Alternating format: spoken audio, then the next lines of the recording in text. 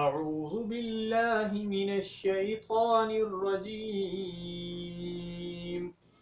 بسم الله الرحمن الرحيم ويل لكل همزة لمزة۔ یہ آج کی جو ہماری صورت ہے اس کی پہلی آیت ہے۔ آپ کو معلوم ہے کہ ہر صورت کو شروع کرنے سے پہلے تین چیزوں کا جاننا ضروری ہوتا ہے۔ نمبر ایک، صورت کا نام کیا ہے۔ نمبر دو، اس صورت کے اندر آنے والی آیات کی تعداد کتنی ہے۔ نمبر تین، اس صورت کے اندر رکوع کی تعداد کتنی ہے۔ آج جو صورت ہم سیکھیں گے اس کا نام سورۃ الہمزہ ہے، اور اس صورت کے اندر آیات کی تعداد 9 ہے، رکوع کی تعداد 1 ہے۔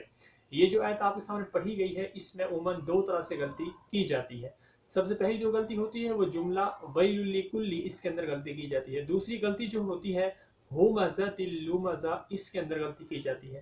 پہلی جو غلطی ہے اس میں مسٹیک یہ ہوتی ہے کہ عموماً لوگ یہ پڑھ دیتے ہیں ویل لکل، واو کو بڑی یا کے ساتھ ملا دیتے ہیں۔ عربی میں چھوٹی یا اور بڑی یا نہیں ہوتی، لیکن میں صرف سمجھانے کے لیے اور تلفظ کو کے فرق کو بتلانے کے لیے یہ بات عرض کر رہا ہوں کہ وہ کیا پڑھتے ہیں، واو کو ملا دیتے ہیں بڑی یا کے ساتھ، ویل لکل، حالانکہ واو کو ملانا ہے چھوٹی یا کے ساتھ، ویل لکل۔ اب دیکھیں دونوں میں کتنا فرق ہے، وی اور وے، کتنا فرق ہے دونوں کے تلفظ میں۔ تو یہ اصل میں جملہ ہے ویل لکل۔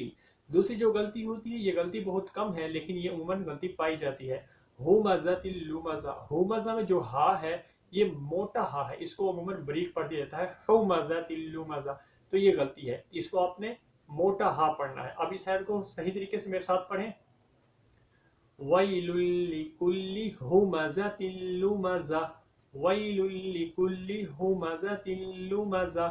آیت نمبر 2 کی طرف آئیں، الَّذِي جَمَعَ مَالًا وَعَدَّدَهُ۔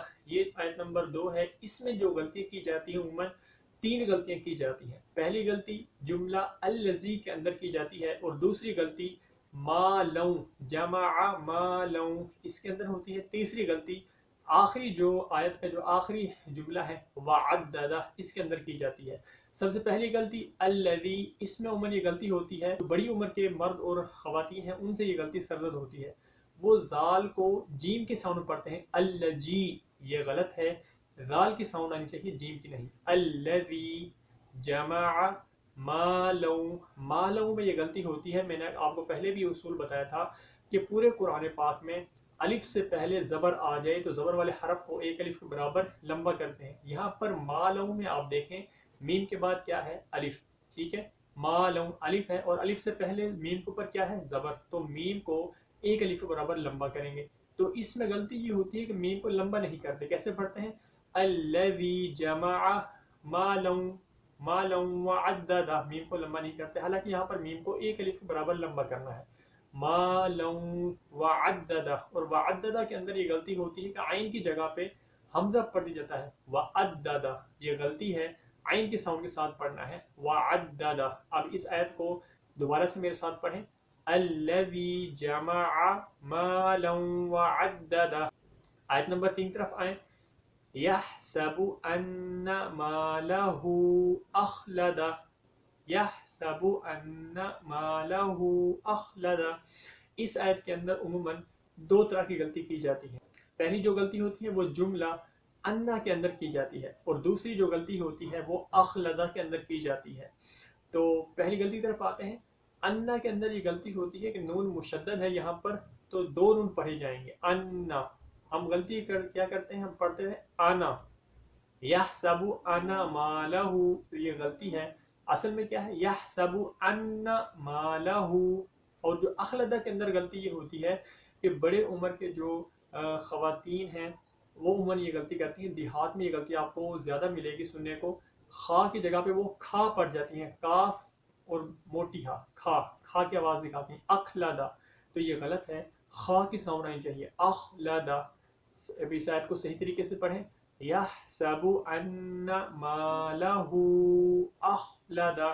آیت نمبر 4 کی طرف آئیں، کَلَّا لَيُنبَذَنَّ فِي الْحُطَمَةِ۔ اس آیت کے اندر عموماً 3 غلطیاں کی جاتی ہیں، ایک لفظ کلّا کے اندر کی جاتی ہے، دوسری جو غلطی کی جاتی ہے وہ لیُنبَذَنَّ کے اندر، اور تیسری غلطی فی الحُطَمَةِ کے اندر کی جاتی ہے۔ پہلی غلطی جو لفظ کلّا کے اندر کی جاتی ہے کہ لام کو یہاں پر لمبا نہیں کرتے، حالانکہ آپ کو اصول معلوم ہے کہ الف سے پہلے زبر آ جائے تو زبر والے حرف کو ایک الف کے برابر لمبا کرتے ہیں. تو کلا میں کیسے پڑھتے ہیں؟ کلا لیمبذن، کلا لیمبذن، لام کو لمبا نہیں کرتے. اصل میں ہے کلا لیمبذن کے اندر یہ غلطی ہوتی ہے کہ یہاں پر یا کے اوپر جو پیش ہے اس کو نون کے ساتھ نہیں ملانا. نون کے ساتھ جو چھوٹی سی میم ہے یا کو ملائیں گے میم کے ساتھ، یہاں پر نون کی ساؤنڈ نہیں آئے گی. ٹھیک ہے، کلا لیمبذن، یا کو میم ساتھ ملائیں گے، یا میم پیش یم، تو یم کی ساؤنڈ آئے گی. ہم عموماً یہ غلطی کرتے ہیں کہ یا کو نون کے ساتھ ملا دیتے ہیں، کلا لینبذن، یا کو نون کے ساتھ ملائیں گے تو یہ غلط ہو جائے گا. اب صحیح طریقے سے پڑھیں کلا لینبذن.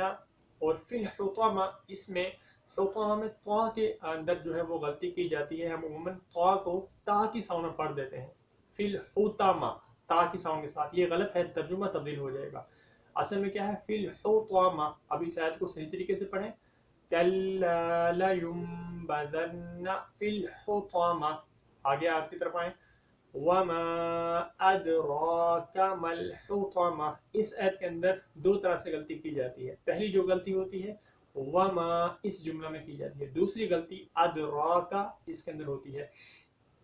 پہلی غلطی یہ ہوتی ہے کہ میم کو ہم صحیح طریقے سے جو اس کی مقدار ہے اس طریقے سے ہم لمبا نہیں کرتے. میم کے ساتھ دیکھیں اصول معلوم ہے، الف سے پہلے میم کے اوپر زبر آ رہا ہے، ایک الف کے برابر میم کو لمبا کریں گے. لیکن اگر آپ توجہ سے دیکھیں تو میم کے ساتھ مد بھی آ رہی ہے، چھوٹی مد. چھوٹی مد کی مقدار کم سے کم 3 الف کے برابر ہوتی ہے. تو مقدار جب ہم دونوں مقداروں کو دیکھا تو معلوم ہوا کہ مد کی مقدار زیادہ ہے، تو میم کو مد کی مقدار کے اعتبار سے لمبا کریں گے 3 الف کے برابر. وما، ٹھیک ہے، وما. اب ادراکا کے اندر یہ غلطی ہوتی ہے کہ را کے اوپر کھڑا زبر ہے، اور کھڑا زبر جس حرف کے اوپر بھی آئے اس کو 2 الف کے برابر لمبا کرنا ہوتا ہے. ہم کیسے پڑھتے ہیں؟ را کو لمبا ہی نہیں کرتے یا بالکل معمولی سے لمبا کرتے ہیں. وما ادراک ما الحطمہ، یہ غلطی ہے. وما ادراک، را کو لمبا کریں گے. ما الحطمہ، اس کے اندر یہ غلطی ہوتی ہے کہ طا کی جگہ پہ عموماً تا پڑھ دیتے ہیں. ما الحطمہ، یہ غلط ہے.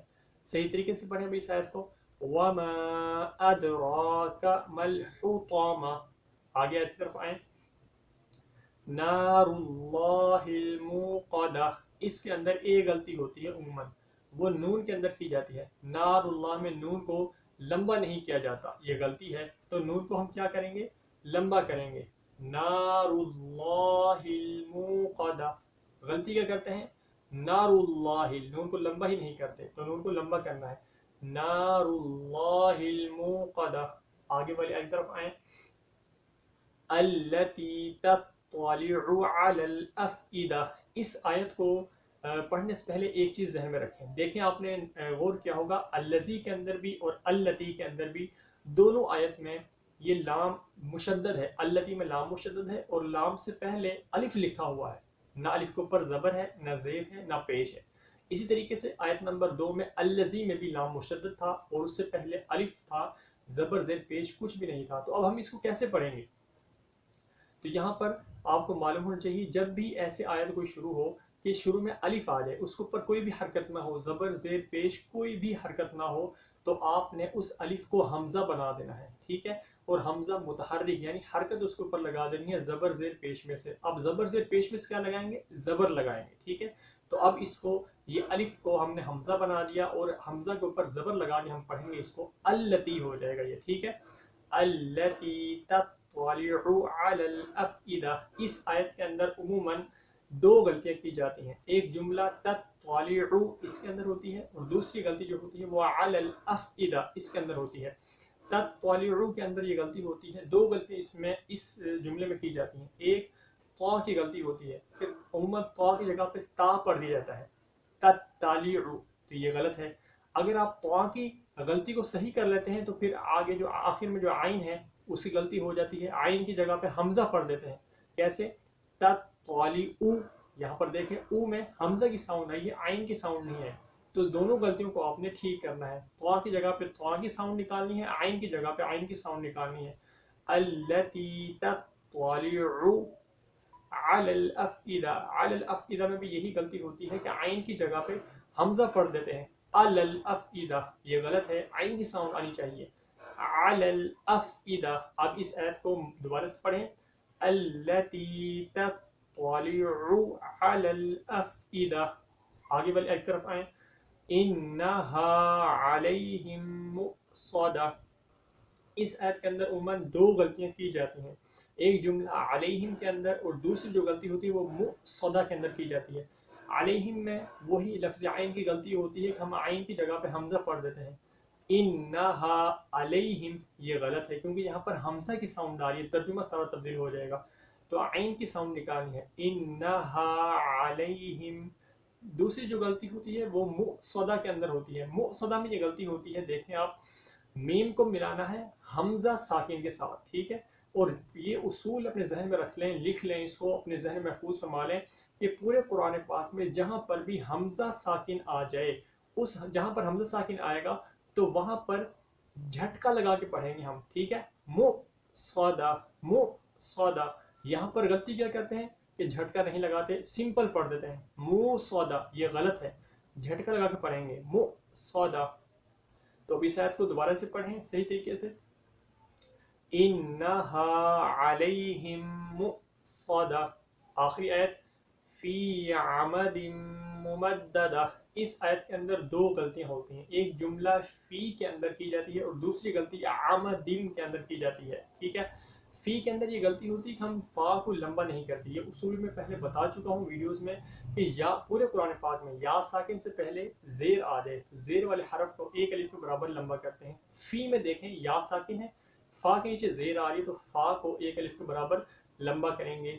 फी आमदिन, इसमें गलती क्या करते हैं, फा को लंबा नहीं करते, फी आमदिन, तो ये गलत है, फा को एक अलिफ के बराबर लंबा करेंगे फी। दूसरी गलती होती है आमदिन के अंदर, आमदिन में वही लफ्ज़ आइन की गलती होती है कि हम आइन की जगह पे हमजा पढ़ देते हैं आमादिन, तो ये गलत हो जाएगा, तर्जुमा सारा तब्दील हो जाएगा आपका। तो आपने आइन की साउंड के साथ पढ़ना है, फी आमदिन मुमद्ददा।